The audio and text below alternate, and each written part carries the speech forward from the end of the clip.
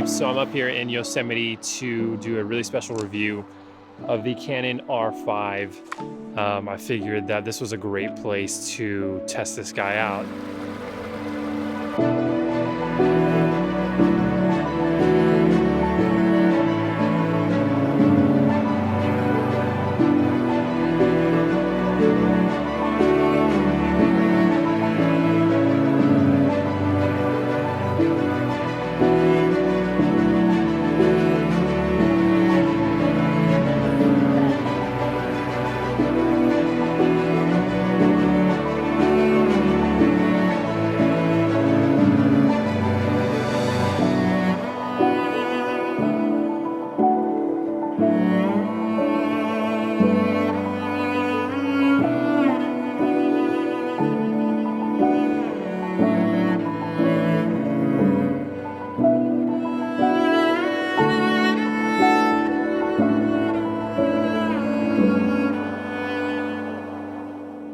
Hey everyone, my name is David Orozco and I'm a wedding and commercial photographer, videographer.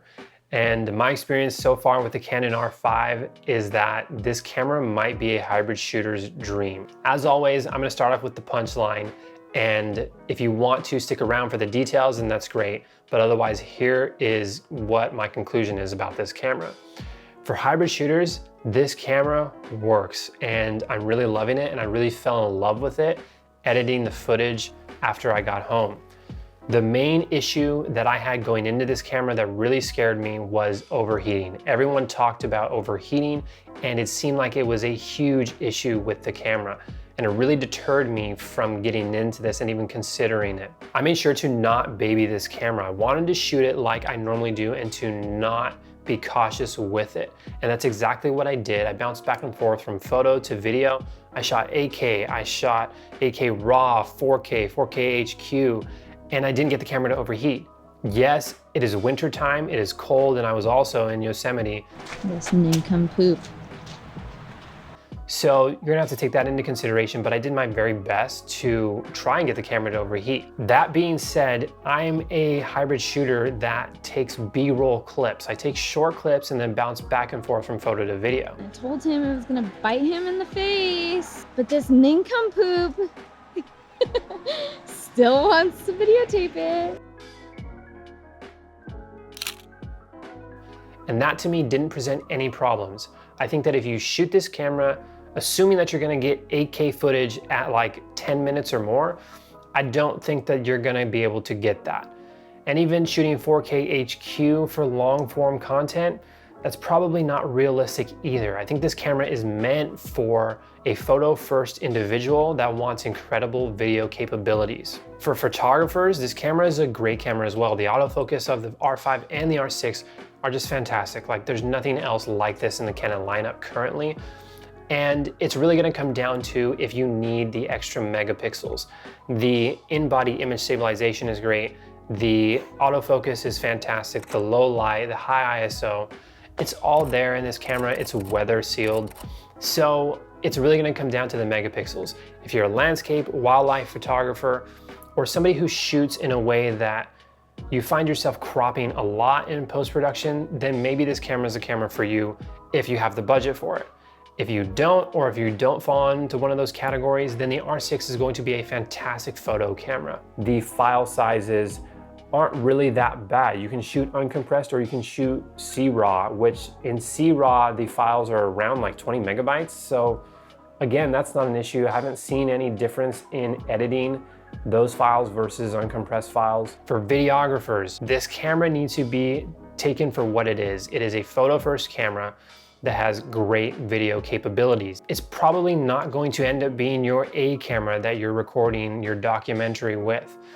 Could it be a step towards that? I totally think that it could be. You can still shoot long form content in 4K, normal 4K, and 1080. There's nothing wrong with a 1080 as well. I think if you're expecting to shoot long form content in 8K, I think that you're gonna have to throw that out. The 4K 120 I'm finding is the hidden gem in this camera. I've really enjoyed the 4K 120 from this camera. I wasn't fond of the 1080 120 in the R6, but in this camera, the 4K 120 is really nice.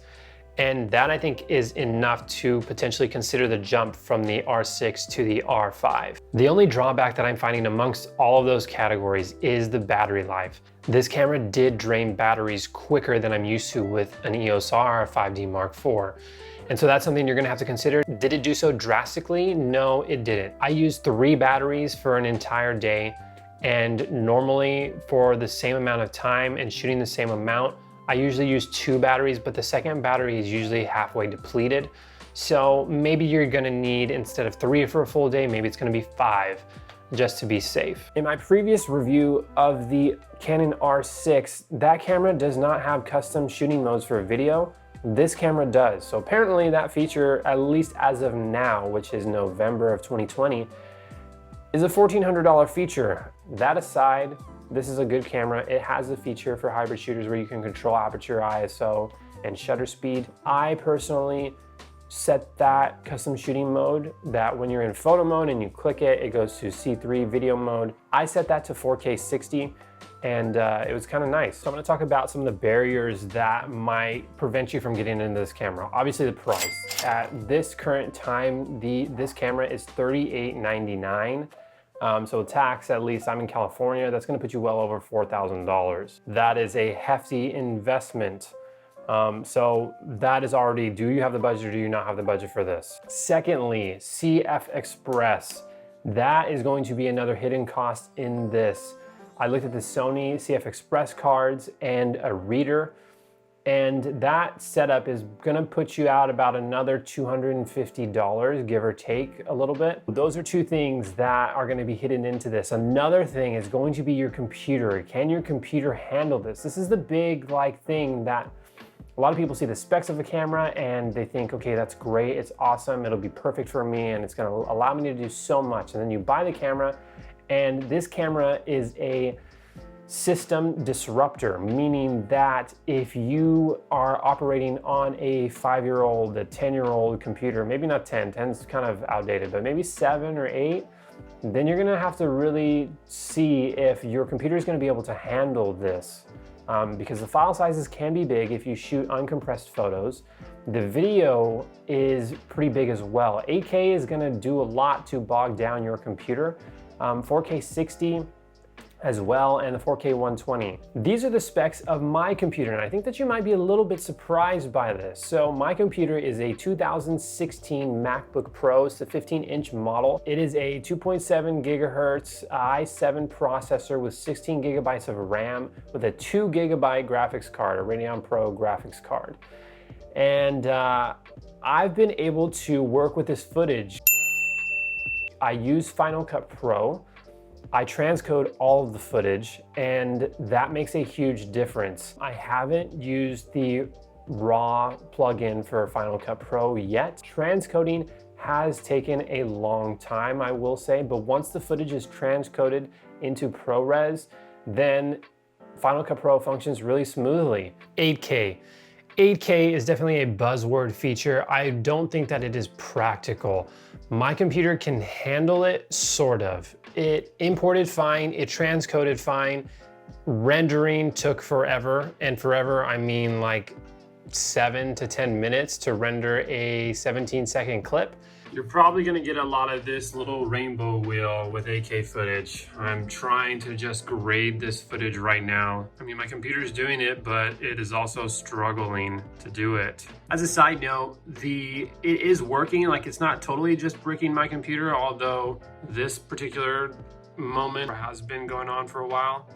But I had other 8K footage that is working really well, and this is transcoded as well. So it doesn't really seem practical for me in my case, but again, this is gonna depend on what kind of computer that you have. It could be nice to throw in B-roll clips, but again, you're not gonna be editing super long clips of 8K. It's just not gonna be practical. I don't wanna go over all of the features that you already know that are there. You know the joystick is back, which is a welcome addition. It works just like it should. Dual card slots are there, SD and CF Express. You have the flippy screen, you have the in-body image stabilization, which is great. I did some vlogging during the day as well, and I'll put up examples of that. just so you can see at normal speed what the image stabilization looks like. Instead, what I'm gonna do is I'm gonna share the images that I've created with this camera. Every time I always research a new camera, I always wanna see the images that have been created with it. So I'm gonna share those right now.